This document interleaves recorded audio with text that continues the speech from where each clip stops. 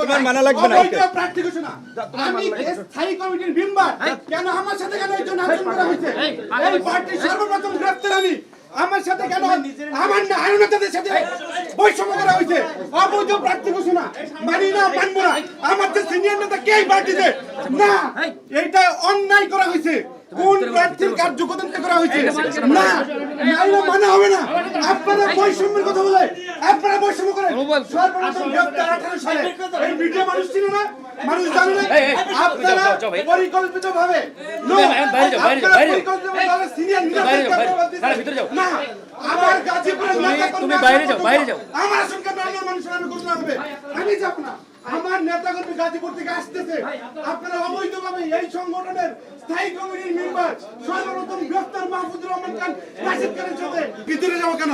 কথা বলবো না। আপনারা আমার আসলে জন্য দিয়েছেন নেপারিবা বৈষম্যের কথা বলে আপনারা বৈষম্য করতেছেন। হ্যাঁ ঠিক আছে, কথা বলো, আসো আসো, তুমি আসো আসো, নো তুমি আসো। আমার লোকাল তারপর আমি সরব না। আসুন, তোমার লোকজন নিয়ে আসো, অসুবিধা নাই। প্রার্থী ঘোষণা করতেন। আচ্ছা এই আমি রিমান্ডে ছিলাম, আপনার সাথে রিমান্ডে থাকি না। তোমাকে মেয়র করা হবে। এই মাহবুব